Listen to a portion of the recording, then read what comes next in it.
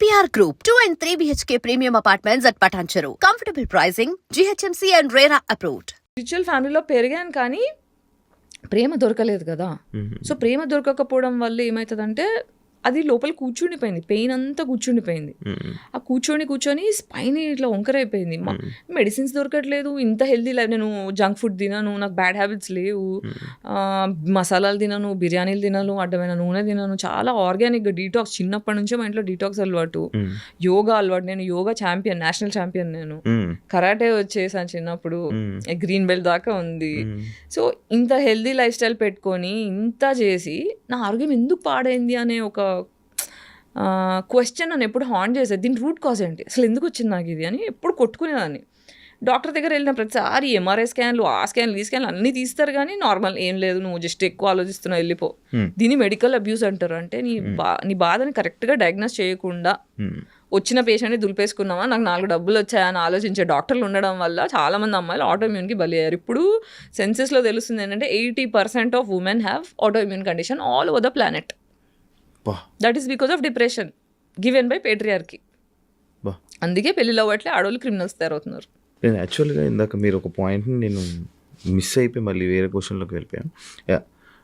డబ్బులు క్రౌడ్ మీకు ఏదో ఇబ్బంది అయితే హెల్త్కి నేను క్రౌడ్ ఫండెడ్ చేసుకున్నాను అని అన్నారు. ఇప్పుడు ఎలా ఉంటున్నారు మరి, మీకు ఇప్పుడు ఎలా? ఇప్పుడు క్రౌడ్ ఫండింగ్ చేసినప్పుడు కూడా నాకు ఒక 15 లక్షలు అట్లా అవసరం ఉండే. క్రౌడ్ ఫండింగ్లో ఎంత 2 lakhs ఏమో వచ్చాయి. అందులోంచి కొంచెం మంచి పర్సంటేజే ఆ క్రౌడ్ ఫండ్ వెబ్సైట్ వాళ్ళు తీసేసుకున్నారు. ఆ ప్రమోషన్, ఈ ప్రమోషన్ అని చాలా బాధేసింది.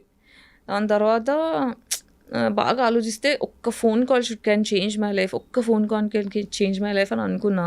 సరే క్రౌడ్ ఫండ్కి హెల్ప్ అవుతుంది, ఐ డ్రీమ్కి వచ్చి ఇక్కడ ఇంటర్వ్యూ చేసా, 2-3 ఇంటర్వ్యూస్ చేసా, so that people will know, they will give money. But కొన్ని వచ్చాయి, స్కూల్ ఫ్రెండ్స్ కొంతమంది, ఫ్యాన్స్ కొంతమంది, ఎంత వేస్తారు, అలా ఒక 2 lakhs దాకా అయింది. బట్ ఒకసారి ట్రై చేద్దామని సందీప్ రెడ్డి వంగ ఫ్రెండ్ అనమాట నాకు, ఫిదా టైంలో యాక్టింగ్ చాలా బాగా చేసామని ఫేస్బుక్లో నాకు మెసేజ్ పెట్టి నంబర్ షేర్ చేసుకొని అట్లా పరిచయం అయ్యారు. సో సందీప్కి మెసేజ్ చేసా, పెద్దది ఒక మెసేజ్ పెట్టా, సందీప్ ఇలా ఉంది నా పరిస్థితి, నాకు అర్థం కావట్లేదు ఏం చేయాలో, I really need some help, నాకు ఇన్ని డబ్బులు అవసరం ఉన్నాయి, కనీసం నాకు ఒక 50% ఆఫ్ మనీ వచ్చినా I can start my treatment. నేను బెడ్ రిడన్ అయిపోయి ఉన్నా, 1 year అవుతుంది, ఏం లేదు, మా ఓనర్కి డబ్బులు కట్టుకోలేదు, ఖాళీ చేయమంటున్నాడు.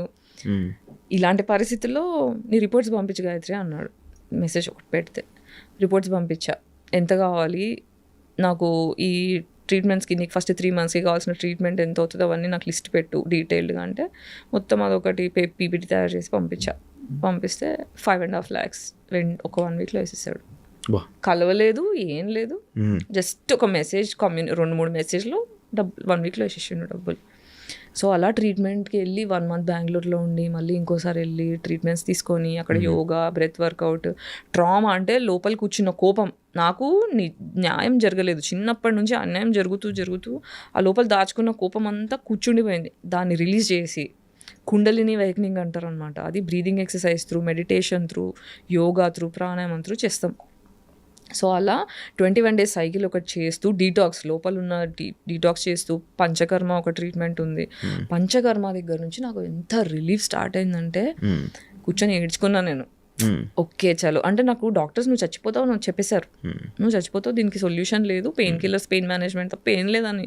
నాకు అక్కడ నుంచి భయం అయ్యి ఎవడేమనుకుంటే నాకే, నేను ఫస్ట్ చావడం ఏంటి అని చెప్పి క్రౌడ్ ఫండ్ ఆప్షన్ చేసుకున్నామా, ఎందుకంటే ఫ్యామిలీ కూడా లైట్ తీసుకున్నారు నన్ను.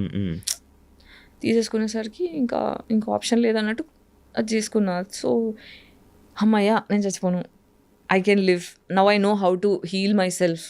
నా హీలింగ్ నేను అర్థం చేసుకున్నా. ఫస్ట్ ఇది ట్రామా వల్ల వచ్చింది, ఆ ట్రామా రిలీజ్ చేసుకొని ఫర్దర్గా ట్రామా ఇయ్యని మనుషులతో మాత్రమే స్నేహం చేయాలి, ట్రామా ఇచ్చేవాళ్ళు వద్దు అని డిసైడ్ అయితే 90% నా సర్కిల్ మొత్తం కట్ అయిపోయింది.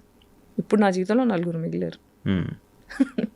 అంటే నాకు అర్థమైంది ఏంటంటే, ఒక మనిషి అవసరం కొద్దీ నేనున్నాను కానీ నా అవసరం కొద్దీ ఎవరు లేరు నా జీవితంలో. అందరికీ నేను అమ్మనైపోయా ఎమోషనల్లీ, అందరికీ ఇస్తున్నా ఆమె గివర్. ఎందుకంటే ఇంట్లో నాకు ఇవ్వడం జరగలేదు. సో ఇవ్వకపోతే ఒక చైల్డ్ ఎంత సఫర్ అవుతుంది, ఇలా ఎవ్వరు సఫర్ అవ్వకూడదనే ఒక కసి కొద్దీ నాకు జరిగింది ఇంకెవరికి జరగకూడదని, ఎవరైనా బాధలో ఉంటే వాళ్ళని తీసుకొచ్చి ఇంట్లో పెట్టుకొని వాళ్ళకి హెల్ప్ చేసి, అందరిని ప్రేమ చేసి, అందరిని చూసుకొని అలసిపోయా. ఇప్పుడు ఈ లాస్ట్ కుండలిని అవేకనింగ్ అయిన తర్వాత ట్రీట్మెంట్స్ అయిన తర్వాత కొంచెం స్పిరిచువల్ జర్నీ స్టార్ట్ అయింది. నాకు దేవుడు పరిచయం అయ్యాడు. 10 ఏళ్ళుగా గట్టిగా ఏథిజం అని మాట్లాడా. నాకు I got introduce to God, I found God. So అట్లా ఐ స్టార్టెడ్ హీలింగ్. అంటే దేవుడు పరిచయం అవ్వడం అంటే మనకి బేసిక్గా ఏమవుతుందంటే ఇక్కడ పీనల్ గ్లాండ్ అని ఒక గ్లాండ్ ఉంటుంది తల్లో. ఆ పీనల్ గ్లాండ్ ఎప్పుడు మనం తినే ఆర్టిఫిషియల్ ఫుడ్ వల్ల ఫ్లోరిన్ వాటర్, ఫ్లోరిన్ పేస్ట్లు, క్లోరిన్ వాటర్, స్విమ్మింగ్ పూల్లో ఉండేవి, స్నానం చేసే నీళ్లు, ఇలా రకరకాల విధాలుగా పీనల్ గ్లాండ్ మొత్తం క్యాల్సిఫికేషన్ వచ్చేస్తుంది. అంటే మీరు ఇప్పుడు for example water heater rod నీళ్ళలో పెడితే ఇట్లా తెల్ల పొరలా వస్తుంది, అలా మన పీనల్ గ్లాండ్ చుట్టూ క్యాల్సిఫికేషన్ అయిపోతుంది.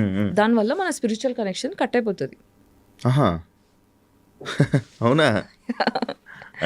సో ఈ కుండలిని అవేకనింగ్ లో ఏం చేస్తారంటే పీనల్ గ్లాండ్ ని డీకాల్సిఫై చేస్తారు. అంటే క్యాల్సిఫికేషన్ ని తీసేసే ప్రాసెస్లు ఉంటాయి ఆయుర్వేదాలు. దానివల్ల స్పిరిచువల్ కనెక్షన్ స్టార్ట్ అయ్యి you will start understanding the concept of God. You will understand what is universe. అసలు మనం ఎందుకు పుట్టామో, మన పర్పస్ ఏంటి, యాజ్ అ సోల్ మనం ఏంటి, మన బాధ్యతలు ఏంటి, మనం చేయాల్సినవి ఏంటి, ఇవన్నీ అర్థం అవడం స్టార్ట్ అవుతాయి. సందీప్ రెడ్డి వంగ గారు మీకు అంత క్లోజ్, ఆయన ప్రాజెక్ట్స్లో మీకు ఆఫర్స్ రాకపోవడానికి రీజన్ ఏమైనా ఉందా? అది నాకు తెలీదు. అంతవరకే. అంటే ఎప్పుడో ఒకసారి రిప్లై చేస్తాడు ప్రాజెక్ట్స్కి. ఎప్పుడు మధ్యలో ఒక ప్రాజెక్ట్ వేరే వాళ్ళ ఫ్రెండ్తో ఇప్పించాడు, Gayatri you should do this project అని చెప్పి నన్ను రెఫర్ చేశాడు. కానీ నాకు ఆ డైరెక్టర్ నచ్చలేదు. నచ్చకపోవడం అంటే యాంగర్ ఇష్యూస్ ఉండే ఆ డైరెక్టర్కి. సో రిహార్సల్ సెషన్లో అంటే ఏదన్నా అటు ఇటు అయితే చాలా రూడ్గా బిహేవ్ చేసేవాడు. నాకేమో సెల్ఫ్ రెస్పెక్ట్ మనిషి, నాకు రెస్పెక్ట్ లేకపోతే కష్టం.